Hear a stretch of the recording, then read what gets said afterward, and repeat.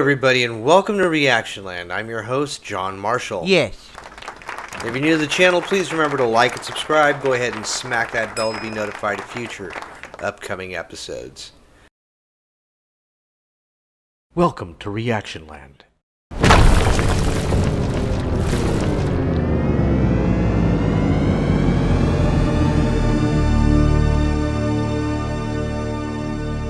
Joining me today in the virtual studio from his home in Richmond, Virginia, is the one and only Ross King.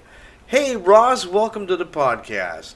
Yes, how are you, my friend? Welcome to the show. It's always good to see you, and thanks Same again here. for having me. I love it. It's a pleasure being had. I've been enjoying your recent podcasts, and just keep up the good work, my friend. Thank you, sir.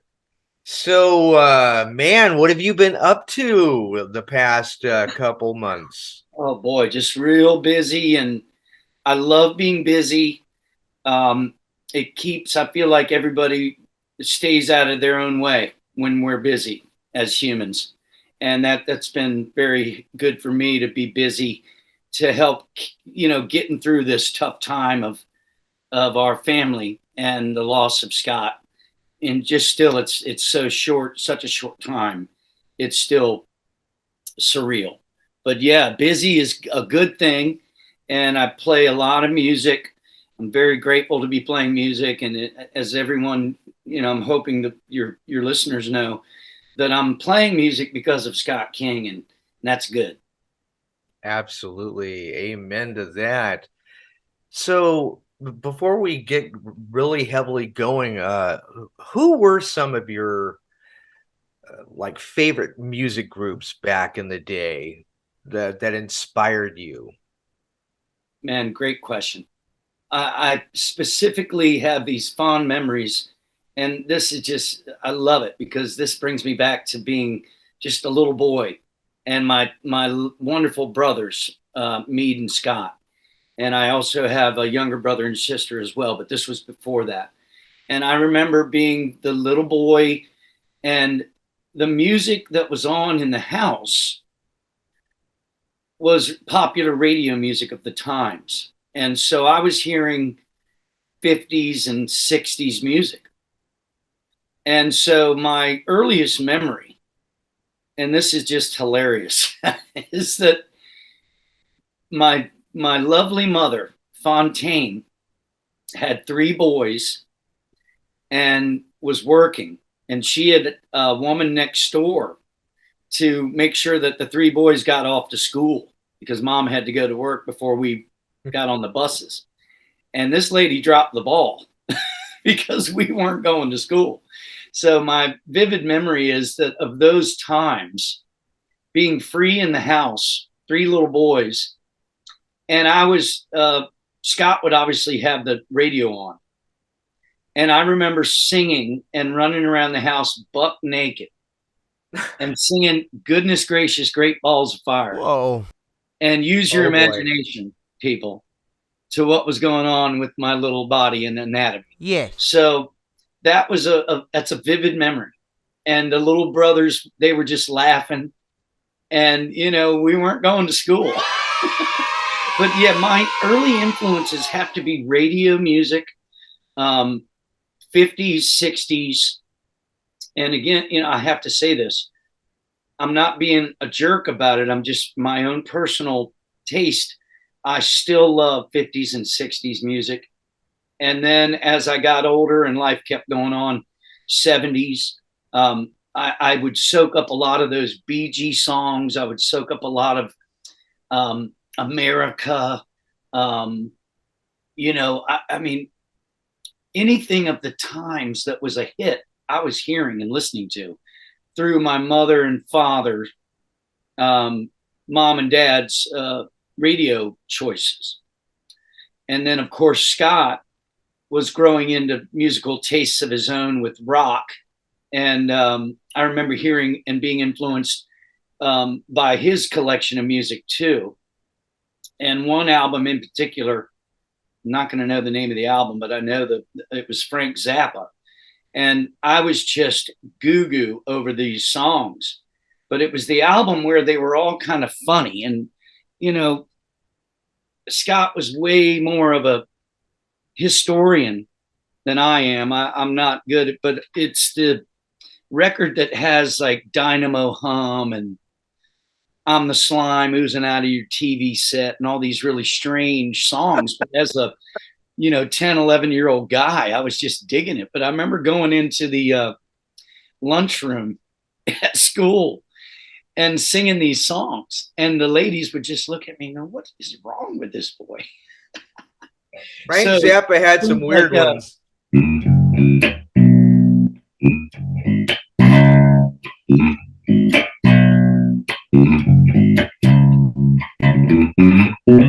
Whatever that, give me your dirty love, and these songs might not have been appropriate for me to be singing to the lunch ladies in the line, but sure. I think that my influences are from my family and from our popular music of really what would have been, I guess you'd call it top 40.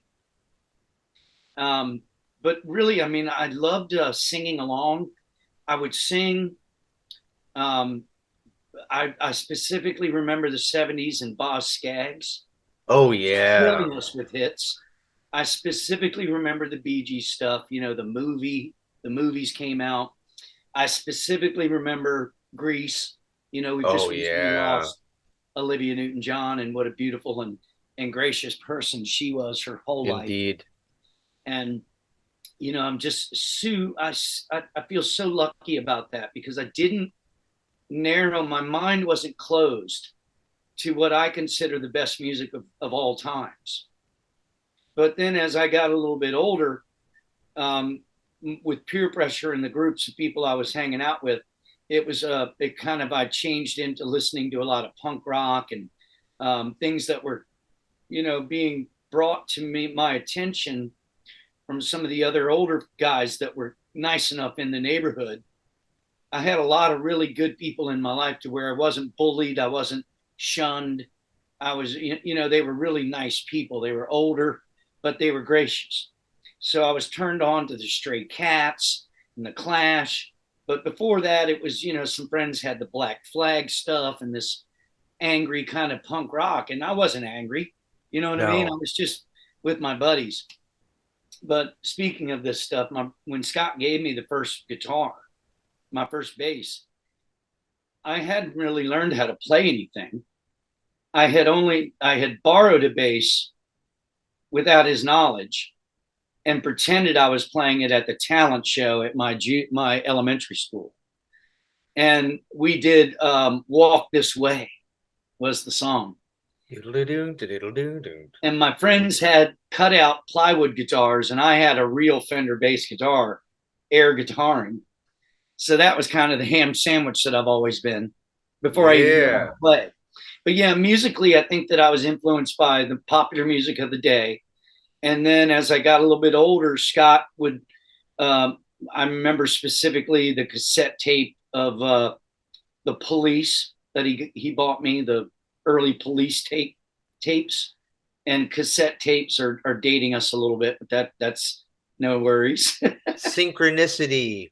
That I remember Zenyatta Mandata record, but the first two are the ones that really hit me. And Sting is still one of my favorites, and the Police are still one of my favorite bands. But Don't Stand So Close to Me. Oh man, I mean, let's play some.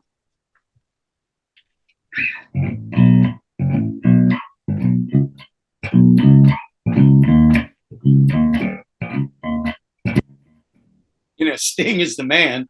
Yeah. And then of course you got what?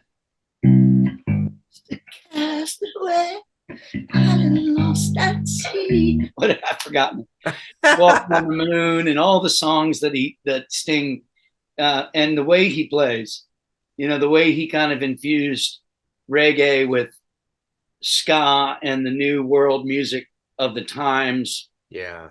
I mean, he really is amongst really the greatest that ever did it. But, Paul Simon and Peter Gabriel and, the world music and reggae and the way they infused it, it was a big influence. And in my youth, I would sing some of those songs. I did Walking on the Moon in my talent show at junior high school. And we did a romantic song that show too. And what great memories. But my voice has changed. I can't hit the Sting anymore without it being not worth the payoff. If I'm doing a Sting song, it's the last song of the set. It's Sting that's been stung. Right. And man, I think Sting even is a lower tuned key nowadays, but who knows? Yeah, I don't think he's hitting those notes anymore. Yeah. But yeah, those are memories I have. And Scott King, thank you so much, my brother, for everything. And I thanked him in life too, but I definitely want to thank you, Scott. I still just love it so much. It's that important. But yeah, my influences are large, but really I think my main influence in music and my desires are strictly Beatles. Paul McCartney, huge, John Lennon, Ringo Starr, George Harrison. I mean, I just every song I ever heard lit me up, and that's going back to my young days too. I feel the same way about the Beatles. I really do. That energy, and I think about just that short span of time that they did so much, and such a huge catalog. And as important as anything that there is, really. I don't know. I love Led Zeppelin. I love Pink Floyd. I love lots of things. Yes. But I'm not going to say that Paul and the Beatles didn't, and not just Paul. I'm not all about Paul, but being a bass player, it's, if you don't learn a little from Paul, I feel like you're missing out on something, but that's where that came from. Whether it be Paul McCartney or Les Paul, but it's got to be a Paul. It's got to be a Paul. Let's have some Paul. We need more Paul in our life. Indeed. So you recently had a memorial service for Scott. How did that turn out, my friend? I'm so thrilled and happy, and my heart is, we're trying to stitch it up a little bit, and I really wanted this for my mom, Fontaine, beautiful, beautiful mother. And I'm really proud of her for putting it together and finding it time to do so. I am very pleased that, we boys were lucky in our life to have Fontaine. And we all went to church. We've done our best, So I was really, really wanting that to happen for Mom, really. And here's the back side of the program, and here's a picture of Scott playing a ukulele bass that he used on one of the videos. And that face of his and that white beard was a thing that he grew in, and he's got that look on his face. I mean, he was so much fun. I feel like it needed to happen for my mother, more for the rest of us. And I'm grateful to all the fans who were interested about a live cast. I did the best I could with it with a Facebook Live, and I'm sorry if the audio wasn't great. It was a nice, short and sweet service that Scott would have been okay with. And, the priest was wonderful, and he's an Irish guy, and he had a lot of neat little kind of jokes and things that he told. And Scott and they got to meet before Scott died. And, it was very, very special and needed. And, Scott Cale built this beautiful box for Scott. I had commissioned him to build the urn, and it's so beautiful. And we get to the service, and there's ways that churches they do their things. So they had the nice cloth laid over the urn, and by the end of the service, when we went to the reception area. And that's my biggest regret, is not recording that for you all to hear the stories that happened there.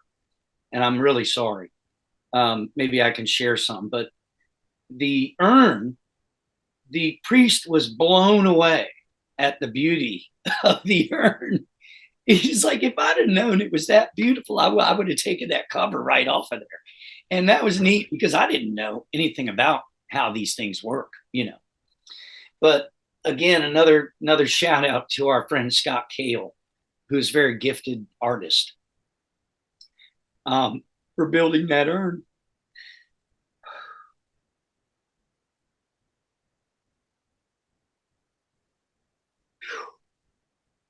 It's very, very, very real. Very real. What's also fun about this comment is my mother loves the box so much that she doesn't want to bury him in it. And I'm like, Mom, this is why I had the box built. But I want her to do what she wants. And if we end up using another vessel for Scott, that's okay with me. I want my mom to be happy too. But it was really special. And we got to share in, blessing Scott and giving him over to the Lord. And then the reception was beautiful. We had a good turnout, and a lot of people were able to at least enjoy the service through the live webcast. We talked about his little life a little bit more, and little stories like, 1977 summertime, and Mom and I and the little ones too were born at this time, Jack and Wari. We're kind of listening, and we hear this music, and we don't know what it is. And Mom's like, "What is that?" And next thing you know, here comes this pickup truck with Scott and Bill Parks in the front seat, and another friend of theirs in the back of the pickup playing a stand-up piano, honky-tonk, just banging out a great guitar riff. And it was just so neat. And things like that are just the best memories. They were just young men. They were 15, 16-year-old men. They were playing music. They loved it. Scott had been offered this piano and accepted it as a gift, and it's still at my mom's house today. So she shared that story. That was beautiful. And then another neat story was my good friend John Bailey and the Bailey family. They're amongst those older guys that helped me feel like a regular person instead of a little kid. They really loved and looked up to Scott and the bands he was in, the little bands that they joined. It was like a big deal for the kids of the neighborhood.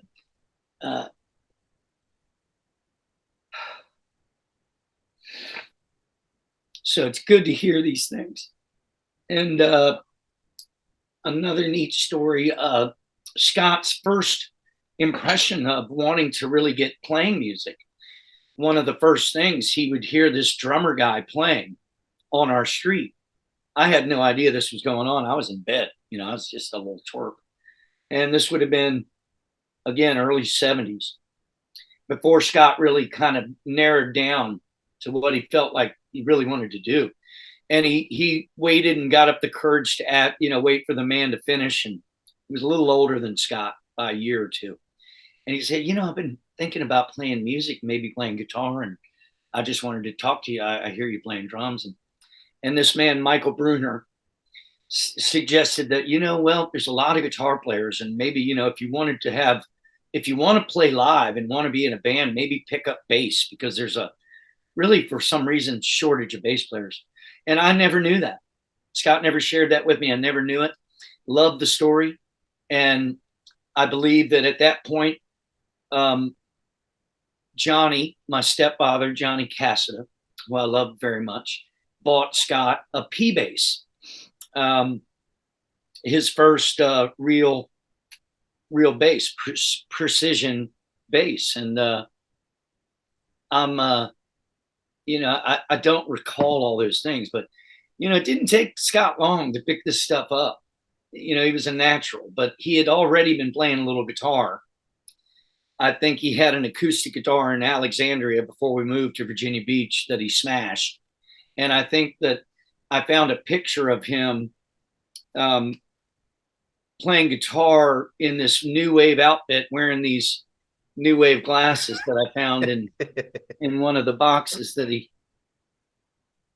left for me. And Scott was never afraid to wear things like this. And Scott was, playing the guitar at this talent show. So I don't know. I don't know all the details, but it sure is fun to see these little things. He couldn't have been more than 13 at this picture, And so it was neat that Mike Bruner shared that story. It was really, really neat. And Scott, next thing you know, he's picking up a bass and learning how to play it and picking out Chicago tunes and just killing stuff. Scott was able to kill things right away.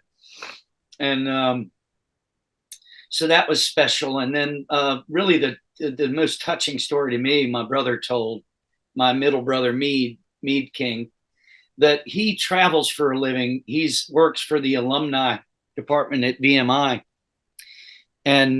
Or at least he did at that particular time, still works with VMI now.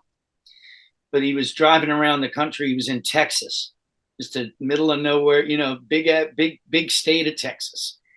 And he was looking for something to do. And he saw a marquee and realized, I know that name, Darren Norwood.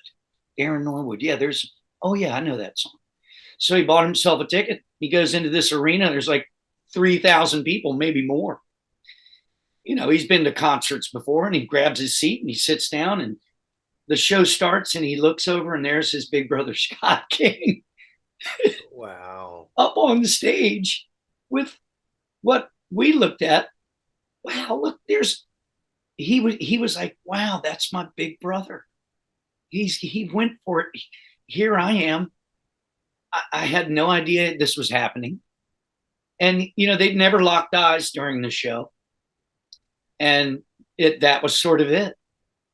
I don't believe they spoke about it. Maybe they spoke of it, but just a neat story to tell. And I was loving it. My brother Mead is very strong. And I love that he was able to share that for us, because it was a difficult day. I was worthless. I was absolutely worthless. I was playing that night, and I invited everyone in my squeaky, trying not to cry voice to come and say goodbye to Scott with me tonight down at the oceanfront. And my cousins made it, and some good friends made it. Some people that you and I know these folks, our friends came. They traveled from Pennsylvania again to be a part at the service. Very special. Means a lot. Wow. They were there. I would have wanted 100,000 people there, but we did what we could, and it was special. It was really good. The service needed to happen. We needed to have Scott blessed, and my mom needed it.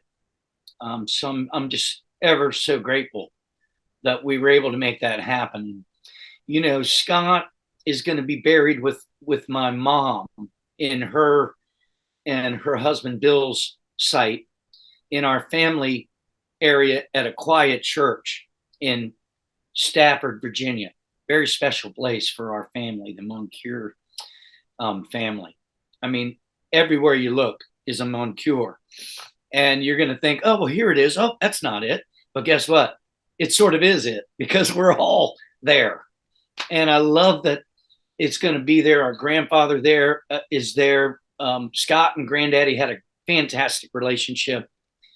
Another story that Mom shared is that Scott, at almost 2 years old, was able to tell you what kind of car he could point. There's a Ford, that's a Chevy.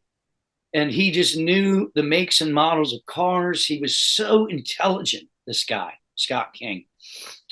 Really smart guy. And the relationships that he had with all of us was super special. But he and Granddaddy had a great relationship. Mai and I were super close. I love that woman. My is my grandmother's name. And this story is one that I just love. This story is that Scott King was our firstborn in our family of young kings.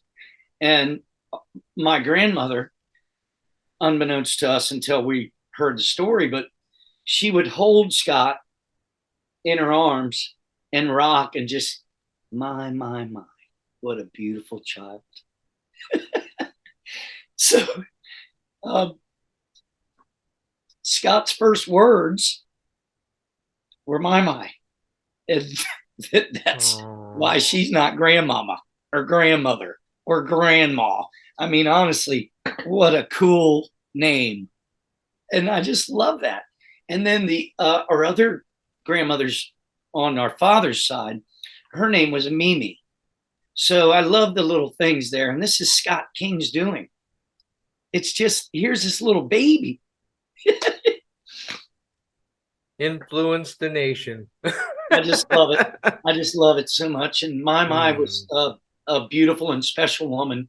My died young of an aneurysm at 67, which is really, really young. And it was tough on Scott and I, and it was tough on Mom. But Mom and my had totally come together as the mom and daughter that they were.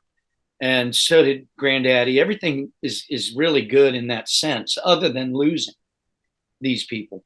Granddaddy lived to 94, and that's a testament to losing your wife that young and living through it and persevering through. He would host the Thanksgivings. He did a couple of years of hosting it without my, and he didn't ask any help. He made all the recipes just like my made it. And it was beautiful, beautiful memories here in my family. Really, I'm very lucky. So yeah, really, really beautiful service. So many more stories to share. I just can't remember everything, and it's tough to bring them up. This is still, I'm working through it. I know, brother. I know, buddy. I know. And, it's helpful for you to have this to talk about it. And I want to thank everybody. Well, we would definitely want to thank you, my friend. The urn that you speak of, I believe I saw that on your Facebook.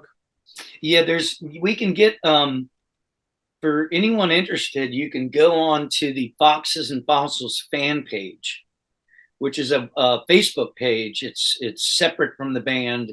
Most of us know all these things. I just like to share. Well, definitely leave a link down below for everybody. What I think is, just anyone that wants to see this beautiful box, there's some images of it that would be searchable, or somehow, we can find these things. And I could also maybe try to send you a few if you wanted to attach them in the magic of the internet here. Of course. So it's just beautiful. And the whole thought behind it was me wanting to have some of the instruments that Scott had been working on and the ones in disrepair, mostly ukuleles, and use some of the woods in forming the urn. And Scott Cale, of course, being an artist and a woodsman, a master craftsman, in my opinion, was able to find some beautiful cherry and use some of the pieces I was hoping to use in the inlay. And then he also, all on his own, Scott was known as, the stories that you can hear about Scott are about sharing and giving and being a thoughtful human being. And the image that Scott Cale found of that is this open hands and a heart in it, which is just, I'm open. And that's what he used for the top. So he did a carving of that. Beautiful. I mean, it is exquisite. And really, I just am so thrilled with what happened. I can't speak of it. And even to the point of Fontaine doesn't want to put it in the ground. And, yeah, Fontaine is thinking that, it'll disintegrate and and over time disappear, but it's not going to go away. It's going to be fine in the place where we're allowed to put them. But yeah, it's beautiful, and I hope people will look at it. It's cherry and mahogany, and Scott would be proud of it.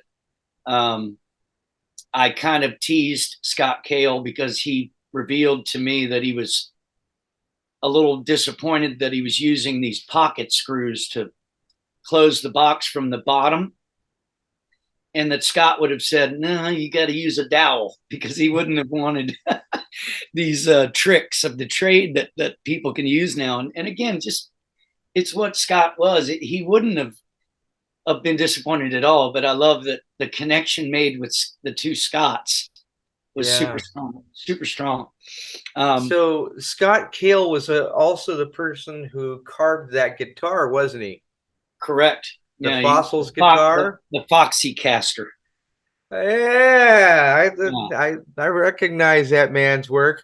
He's also a very good singer and guitar player. He's very humble.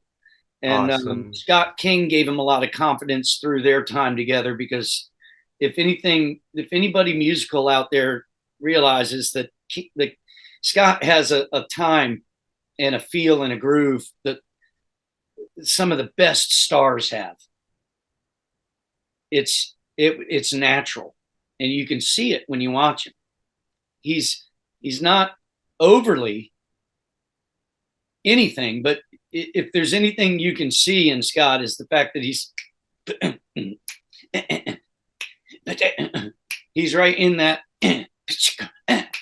He's in there all the time. He's never away from where the feel and the pocket of a song is, ever. He never went away. He never not knew where to be.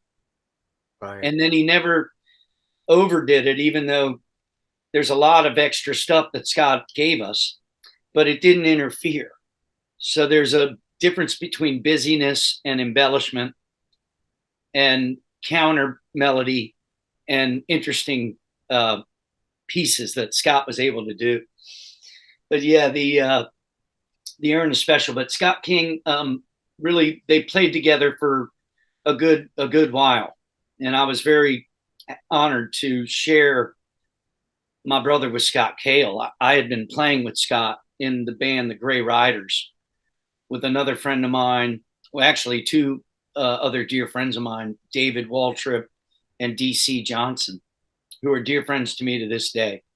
And the band, I just couldn't do it. I'm so busy, and I'm grateful for that too. But I also want it all. I want to play everything. I want to be in everybody's band. I just want it so badly. I love being a part of music. And so I asked them about it and offered Scott's name and asked my brother if he was okay with it. And he was, and I'm glad I did that, because they really became beautiful friends. And I love that. I love it. So speaking of instruments and what have you, you mentioned the Blue Box Auction Gallery, which October 14th, 7 p.m. Eastern Central Time, you will be selling Scott's beloved instruments. Would you like to share that with the I really would, and thanks again for the platform. Scott Cale helped me with storing this instrument collection, but we got into the summer months and we needed to make a decision. I needed to make a decision, and Scott was advising me that, hey man, we need to talk. It's getting summertime. The garage isn't going to be a good spot.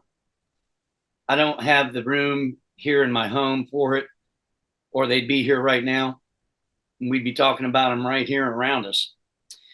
So thankfully for the Cales, Scott and Shauna, they opened up their garage in January, February, March, April, and I was struggling and wanting this not to be real, and just not knowing what to do and needing more time to do it. To be honest, I I live in Richmond. I work at the beach a lot. I travel around doing music for weddings and functions and corporate parties. I do local gigs in the Richmond and Virginia area.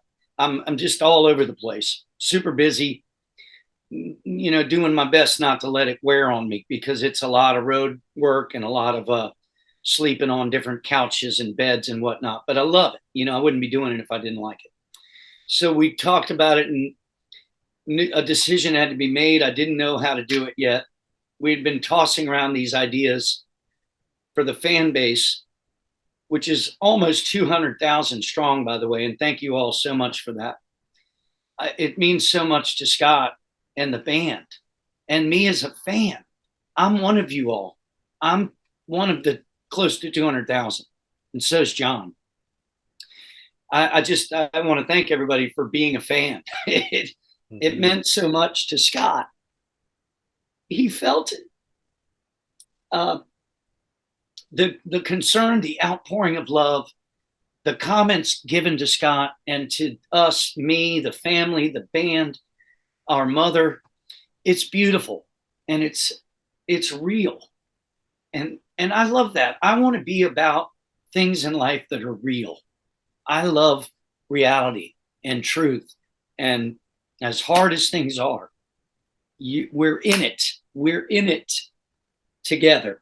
So I did not want to put these things in a storage unit and have it be like my previous experience with storage units, where you're just stroking a check and nothing ever gets done. Yeah. So Scott Cale, with his help, he helped me decide on calling and finding out how these auction companies work. And Scott Cale is a businessman in Virginia, and met this man through a businessman's meeting. And so it was really all I could think to do. And I was happy to do it, because really there's a weight here that's being lifted. I want to hold them all, but I can't. And I can't carry all this. I just cannot. And then I can't bear to have these things not be loved and utilized and appreciated. And I feel like Scott Cale, again, in all his wisdom, is like, man, let's see how the fan base is. I really feel like there's a lot of people that are going to want to participate in this. And that's what we did. So the name of the company, everybody, is Blue Box Auction Gallery. And you can go online and just enter in your browser, and you're going to find the company. The auction, I'm going to double check that date, because I just want to make sure that it's right. It's Friday, October 14th, so at 7 p.m. Eastern Standard.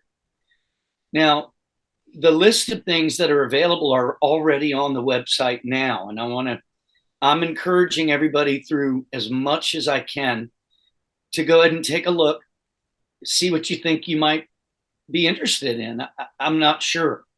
I know there's a lot of musicians on the group in the fan base. I know it. They're too intelligent not to be musicians. And also a lot of them have said so. Many people have asked about certain instruments. I've kept everything in there that I can. I had to pull some things out because I'm not ready yet. And I'm so sorry. Some of the things that you folks may be looking for won't be there. But the little mandolin, the little electric mandolins are in the auction. The carving basses are in the auction. The red Fender Jaguars in the auction. All sorts of unique things, and these little one-offs that I've never known that he would have had. There's a couple things in there that are just one-offs. But as it stands right now, it's about close to 60 items. And some of them I've put a reserve on, and I want the people to know that it's not because of the money. It's because I cannot let some of these things go unless I know they're going to be for the right household or the right wall. or the right collection or the right shrine to my brother. It's that You want to important. make sure they're loved. I got to have, if it's not going to reach the number I need to think of for Scott, then I'm going to go back and get it and wait for another occasion.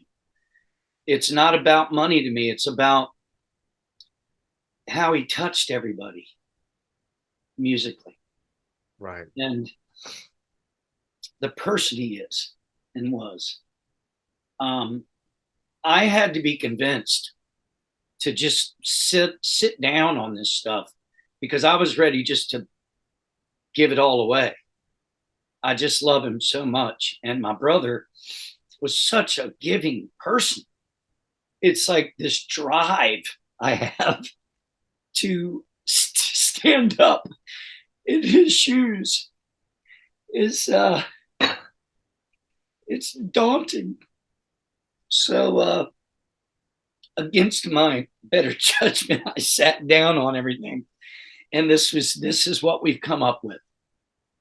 So what people can do on your fan page and the way that your listeners can do is you can look at things right now. You can go on and check everything out right now. There's pictures, small description. There's a little story about Scott, a few discrepancies, but that's bound to happen. He didn't live and grow up in Virginia Beach. We moved there and then he moved away. He was in Georgia most of his life. Most people are going to realize that the little things aren't going to matter, but it's a beautiful little story about Scott. And then the instruments are cataloged there. There are no pricing. You'll see the ones that probably there'll be a reserve symbol of some sort on the ones that I have set a reserve for. Some of them are for the sake of the instrument itself, the worth of the instrument. Others are more for the worth of the sentimental value of it. So I beg of people to kind of understand where we're coming from with this and take part if you want to. I can't stress it anymore that this is for you all. This is for you all. And Scott would love it. He's going to love this. I also have too many things. And I've been playing music since Scott gifted me a bass when I was 13 years old. And I'm grateful for that. But at some point, I may have to do my own auction. And I love my family. I love my people. And I don't want to have to kind of go through this again. You know, No. It's tough, and it would be tough on anyone that loves me. So what we're doing here is the auction is for anyone. It's open for everyone. The company has it set up to where you can have an app on your phone or your computer, or you can do it through your computer, or you can do it through an email. You can pre-bid. Hey, I'm not going to be around. I'm not going to be able to do that. I'd like to offer $100 for this. Here's my email. There's so many ways where we can do this. I want anyone that's interested to check it out. You can find it right now. It's online right this minute as Scott King's Instrument Collection at the blueboxauction.com. Now, if you want to do some bidding, it's recommended to have the app. And that way you can maybe actively be online while it's happening. There are things there that'll be inexpensive, and there'll be things that'll be expensive. And I feel like there's enough of us in this world to handle these options. So I'm really thrilled to be doing this. And I want everyone who wants to maybe have a little piece of my brother to go ahead and do it. I mean, I'm lucky enough to have things like the jazz bass, you know. I cannot let certain things go. And I'm sorry. You know? But I can let go the electric mandolins that everybody loves, the carving basses that Scott played. There's the blonde bass that he played at the very first show, very first song, which started this whole thing. that's available to buy. And so are a number of his other carving basses and different Fender basses that people have asked about. The Mustangs, he played a red Jaguar bass a lot. That bass is available for bidding. I can't keep them all, or I would. And I'm really honored to do this. And I feel like this is something that Scott would be okay with. And that's what it is. That's what we're doing. Well, amen, everybody. Do go to Blue Box Auction Gallery and do check out Scott's wonderful collection. You know, if you loved him enough, man, you will definitely want to have one of those instruments gracing your home. If you're a musician, which I would really hope you would be if you purchased them, Ross would just want you to love them, man. Just love that instrument, put some love into it, and bring love out of it. Absolutely. I mean, that's a great way to say it, John. I mean, you know, the band members of the Foxes and Fossils were so special. They just meant so much to Scott. They developed a relationship. Scott, anyone that met Scott, if you didn't turn him off, you could be his friend. He would be your friend, and he would know you all. He would listen. He would know you because he knows how to take what's important out of all of us. We share, you know, whether we know it or not, we all show what we love and what we are and who we are. And Scott could pick up on it and would also log it in his computer brain. And then next time he saw you, it could be a year later. Hey, man, did you get that bluebird tattoo yet that you were talking about? You know, he was special. Scott was very special. So the band members, you know, they got to come and see Scott before he passed away. And Scott gave them all a gift out of his collection. And man, I'll tell you what, that's the beauty of Scott. You know, he wasn't dwelling on having to leave. He accepted it. He loved everybody. He was getting love from the fan base, huge amount of support. The music alone that he did, he felt the love from the fan base prior to him being sick. So thank you all again. Anyone that's a fan, I can't thank you enough. It just means the world to me that he was able to feel that love. And the band members, I just love them so much. You know, I'm getting to know them a little bit. I'm doing my best not to try to overwhelm them with wanting to really be in the family, you know. But yeah, it's special. I talk to these guys and they miss him, and they're grateful for the love and the gifts that Scott gave them. And I also want to share real quick that the instruments in the auction do not include about 60 ukuleles. And I just didn't, for whatever reason, they aren't pulling me and compelling me to put them in the auction.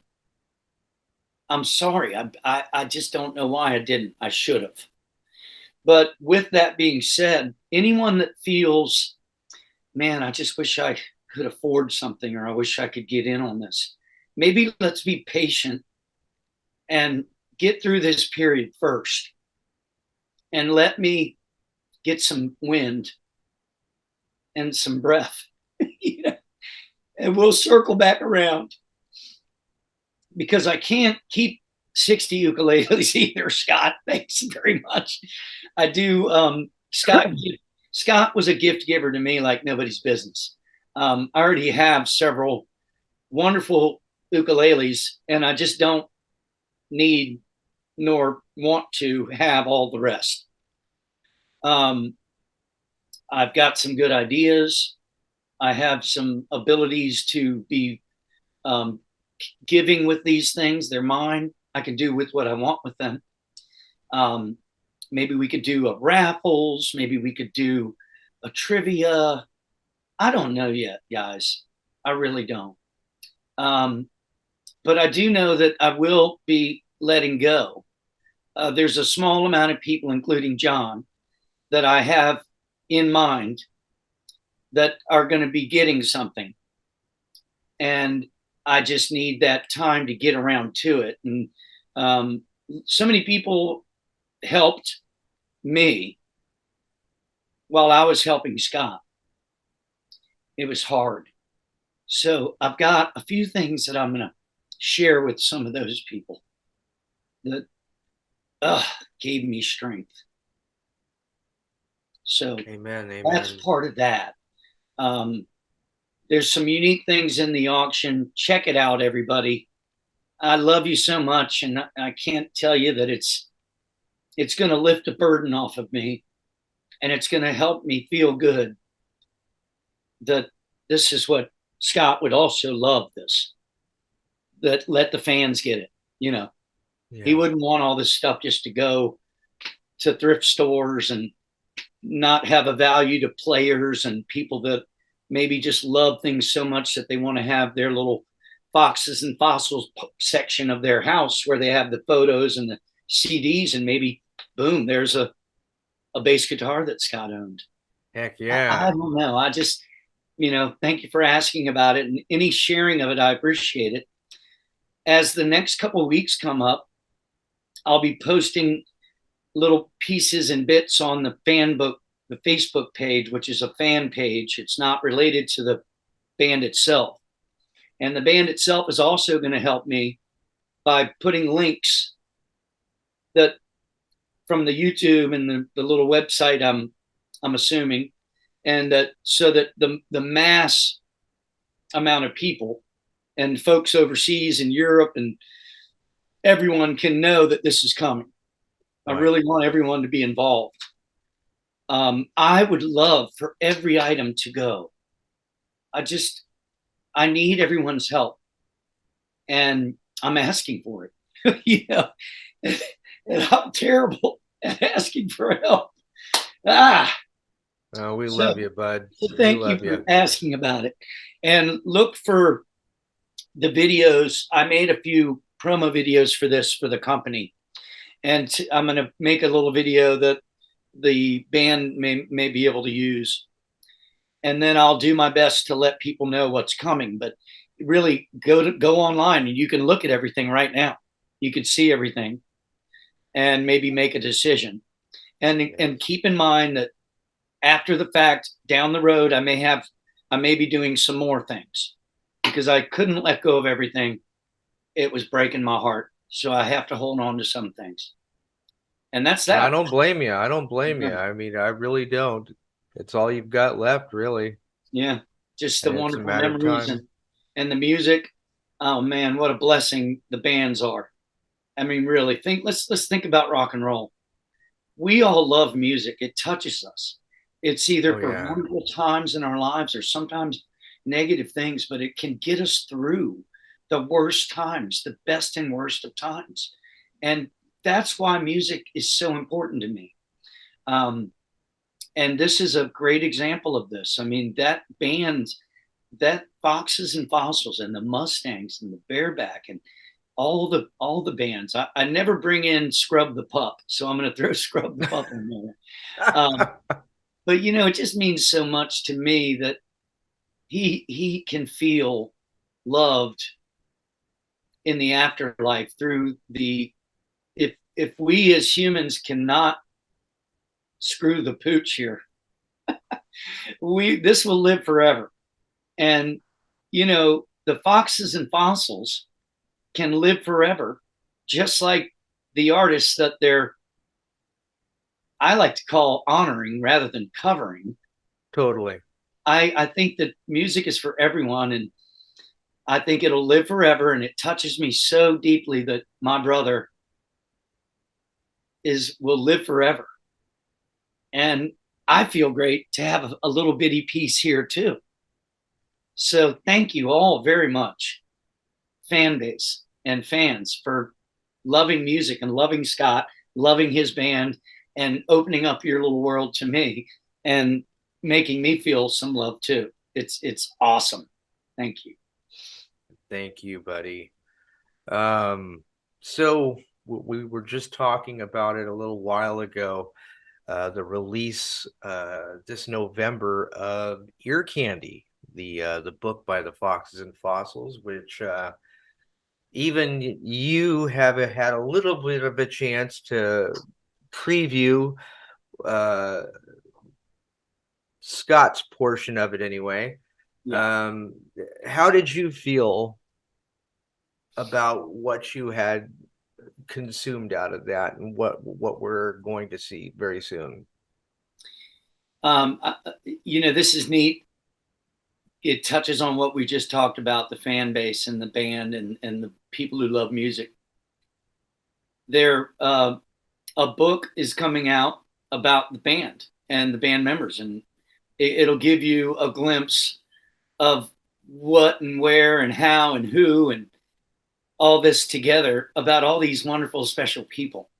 And again, I'm just trying to infiltrate as best I can without pushing too hard because I want some of these people. They're so awesome. It's just, you meet these wonderful people in your lives and you know it and you want it. It's why we all admire our movie stars and our rock stars. And then in some cases, when you meet them, you're maybe disappointed. But in this case, I have not been disappointed. But the band members, the book idea came up, and I just love that there's a need for it and a call for it, and that it happened. It's gonna give a description and a history of the players and their little bit of their family, a little bit of their upbringing, a little bit of what struck their first chord in music. They're, I'm excited to get a book and get the book myself. Oh yeah. But I was lucky enough to be able to read and go over Scott's chapter to make sure some of the information was correct to the best of my ability. And I read it, and it's tough. Everything, all of this is hard for me. Admittedly, I'm very emotional and a sensitive person. I may watch Old Yeller later, and guess what? I'm going to cry. I'm that guy. I'm sensitive. I'm in touch with it. So it was hard for me to read it. And I admire my brother so much and think so much of him that it was difficult just for me to think that he was struggling in some ways in his life, because he never shared that with me. He wouldn't do that. He wanted to be the good and up and positive guy he always was with our family. Just number one guy, man. So, it was hard to read because Scott, another gift that Scott had is he wouldn't pull the punch, and he didn't pussyfoot around like I do. I dance around things. I try not to be as brutally honest or as transparent. I don't want to say something before thinking about it. Scott would be able to think about it and not, he would say what was on his mind and would stand behind it. I love him for that. I admire him so much for everything he was. But and people will realize that when they read the chapters, his section of the book, he lays it out. He lays it out that he wasn't happy with people. He lays it out that he wasn't feeling great. He lays it out that he was leaning on stuff. And it's real. It's real. Yeah. So I want anyone that doesn't know, if you're drawn into this band by a video and then you fall in the rabbit hole, congratulations, number one, on just the journey of beautiful musicianship and vocals from heaven. I mean to tell you, I get goosebumps on almost everything I listen to vocally. And, it's not even me trying to pick out my brother's awesomeness, and the guitar players are fantastic. I mean, I'm just not, we can keep going this way because it's the truth. But, if you're new to this, or if you're finding out because of these podcasts, congratulations and welcome aboard. and get on it and enjoy it, because it's good and it's real. But you can get this book, and you can get the CDs. Um, you know, a lot of people talk about cover bands and original bands, and believe me, I've been going through it my whole life. Um, I hope everybody knows that John Lennon and Paul McCartney and George Harrison were covering artists before they became the phenomenon. You know, Yep. again, I don't have any problems with honoring people's music, but some people do. And I'm sorry that you feel that way. Well, That even was like what Darwin was telling me, even Linda Ronstadt was covering other people's music. So, I mean, there's really nothing out of the boundaries about that. I mean, nothing out of the boundaries. It's those of us like Darwin and Tim who have the ability to craft a story. They know how to play. We all know this. They know how to sing. But crafting a story is an entirely different thing. And that's why I shared my love of that song on the most recent release, not only because of the bad assery, one of my words, that my brother is, because it's not a flashy song on the bass. It's just an intelligent song on the bass. And that's what Scott was. But, you know, Darwin and Tim, there's nothing that they can't do. And, you know, if you want them to do originals, guess what? They do. And if you want them to do more, I'm sure they will. I mean, just hang in there. I mean, the band is doing what they're doing because it started as that. yeah. They're not trying to go, oh man, let's milk this. We all got to quit our jobs now, and we got to get our girls to, no, don't get married now. We need you now. We're going to go on tour. Don't have kids, man. No, no. It's real life here, and we're lucky that they still find time to do this. And in all honesty, and the fact that my brother died is a clear example of life is short, and we don't want to miss out. So love your people, man. There it is. I can't express it more. Love your people. Call your people. Write a note. Send a card. I mean, do what you got to do. You will miss people. It's love. It's human beings. That's what we do. And so it's a beautiful chapter. I'm looking forward to the book so I can learn more about these other men and women. Indeed. I love my brother so much, and I'm so proud. It's just beautiful. It's beautiful. So yeah, look for the book, and you know, get out there and get involved. If you want to be supportive to this group, become a Patreon. If you want to help this group, buy the products. If you want to support this group, keep watching the videos, comment, you know, just be a part of it.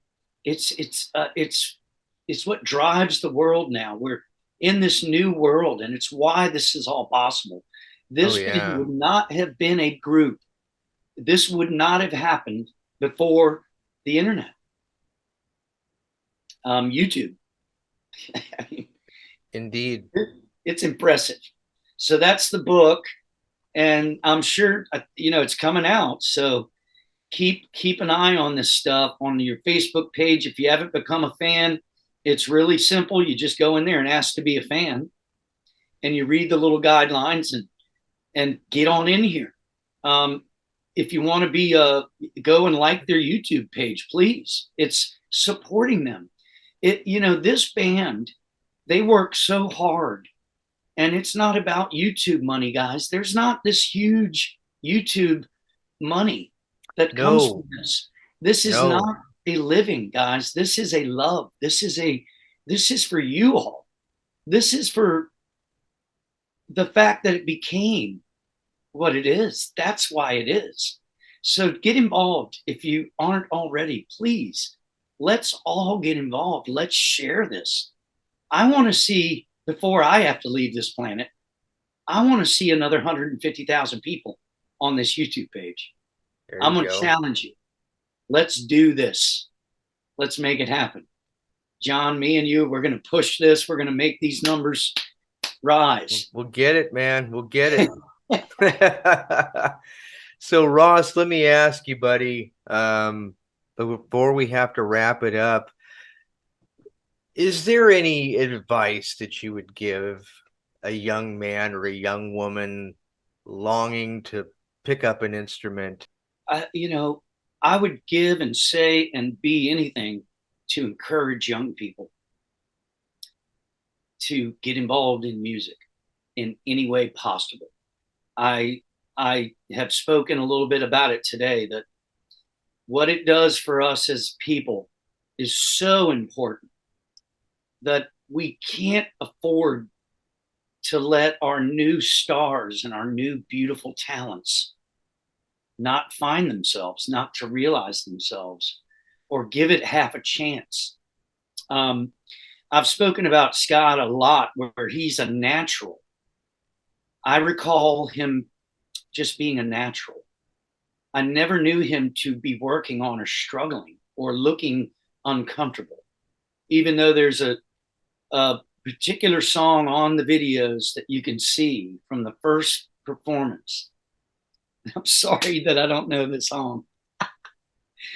um, but the band had capoed it in a position that made Scott, when he realized, oh no, that means I have to transpose this right now on the fly, because when he practiced it,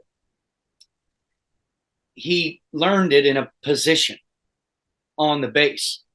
So if we're talking a song that is 3 notes, there's a lot of popular music that is in a 1-4-5 format, which is a root chord of the first chord, 1, and then in the scale, let's say major, 1, 2, 3, 4. There's the 4 chord, so that's the 4. Here's the 1, and then the 5th chord, 5 in the scale, is the 5.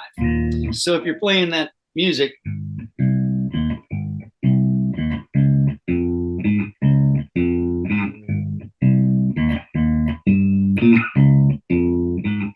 that's what we do a lot. Is there's this 1-4-5 format. So if he's learned the song, and then it changes,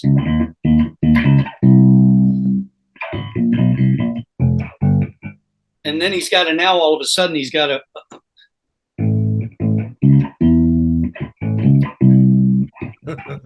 it's like you got to just, even though you're only moving one little space, it throws you in a place of going, oh no, what am I going to do?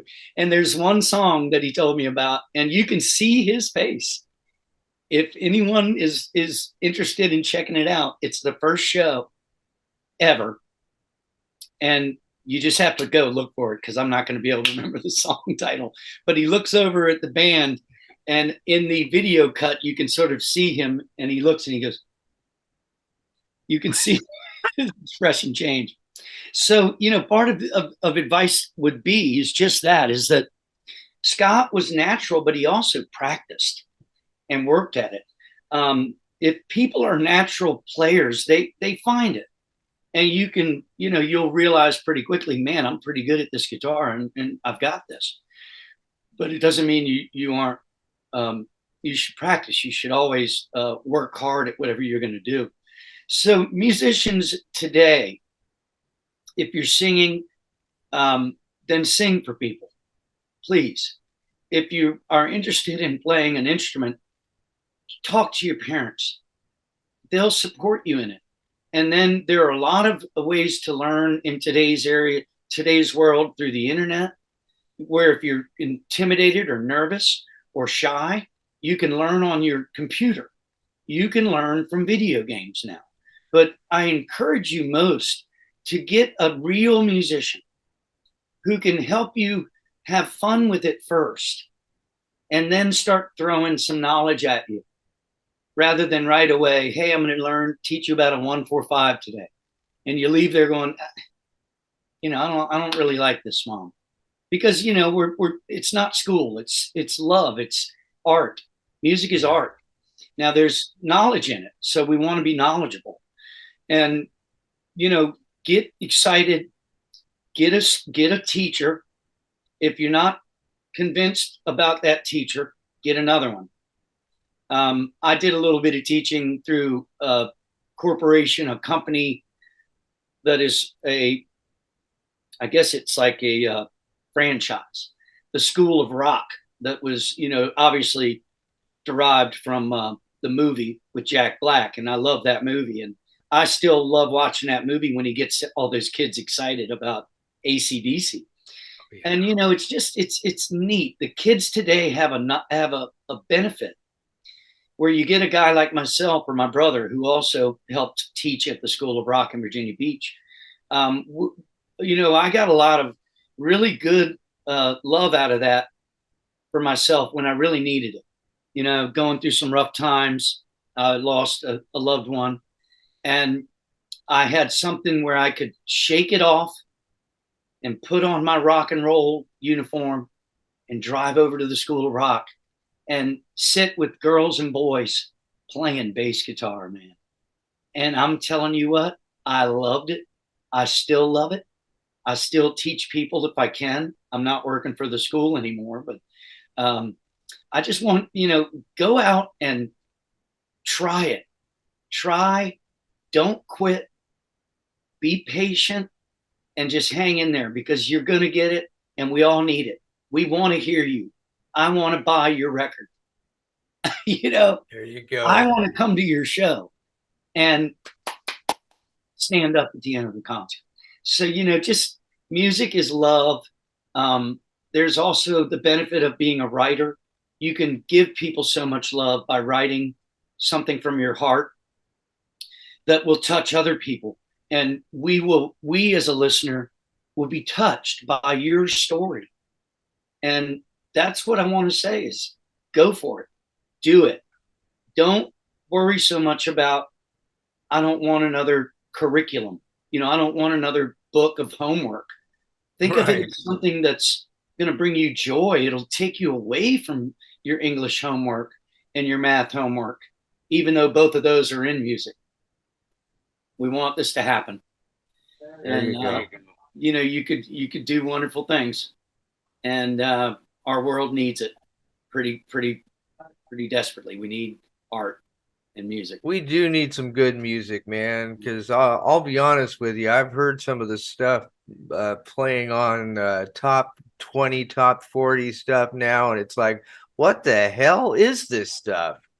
Yeah, the world changes around us all. That's it's not even music to me. I mean, I can't relate to it.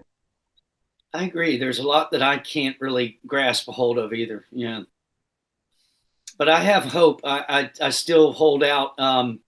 There are some artists out there that I still believe in, and I'm fortunate enough to where my girlfriend and I are going to see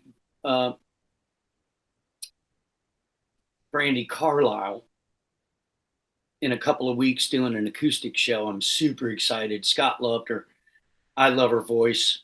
I love how she delivers her music. You feel her.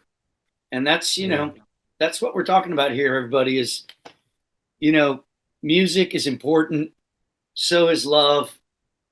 And so are your people in your life. I mean, the other topics that you like to touch on are equally as important with magic and drama and anything at all. I mean, the arts are critical in this world to balance out what's happening. Yeah. And if you could take a listener or a watcher and remove them from the hectic world that they're in just temporarily through a song or a concert, then you've done what you need to do artistically. And I think that's what it really is just capturing those people's imaginations and capturing their love for what you're doing. Yeah, I agree, man. Totally, 100%.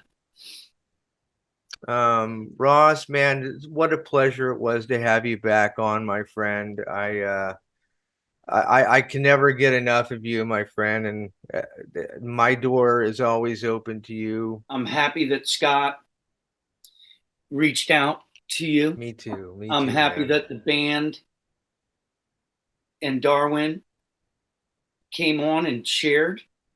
I want to share this stuff because I think it's important. And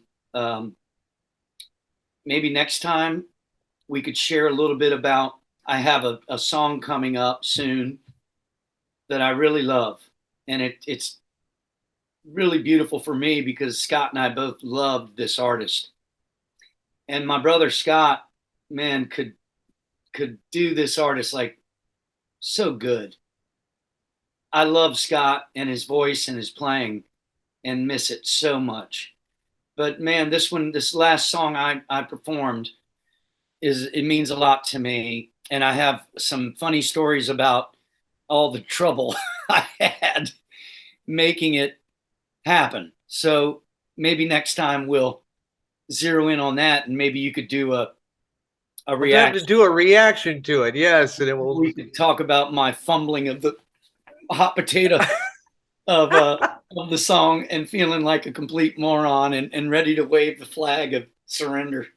But yeah, I'm happy to do it, John, and thank you everyone else too that cares enough to listen. It's very therapeutic for me, and I'm grateful. So thank you. Thank your listeners. And I'm glad that we've developed a friendship. Me too, buddy. And it means a lot to me. So thank you, John. Thank you, Ross. And it was really nice to actually have you be able to say goodbye on a podcast, because we usually get rudely interrupted by, you've got 10 minutes left and you're like right in the middle of a conversation, and but yeah. You know, it was really nice to be able to go a little longer and not have to worry about being shut off. That was pretty cool. Maybe in the future, if we're getting a bunch of business about being too long, we'll shorten them up. But I'm honored to do it, John, and I don't mind any of it. I love it. It's like we're hanging out in the living room together, really. Yeah. So I'm honored to do it anytime. And thank you to all your listeners as well. Keep listening and help by liking the button, and maybe support John a little bit to help him with some of the offset of the costs. I know I'm willing to, and I've got a gift for John soon that maybe he'll share on the podcast, and we'll see. Stay tuned. Ross, thank you so much, brother. God bless you, man. Sounds good. Goodbye, everybody. Thank you. Well, ladies and gentlemen, that's going to do it for today's episode. I'd like to thank my very special guest, Ross King. All of his links are down below, and don't forget to check out Blue Box Auction and bid on some of Scott's beloved ukuleles or basses. But most of all, I want to thank you, the viewers, for being here and joining us. And without you, none of this would be possible. I'm John Marshall. Till the very next time that we meet, God bless you. What's the matter with you?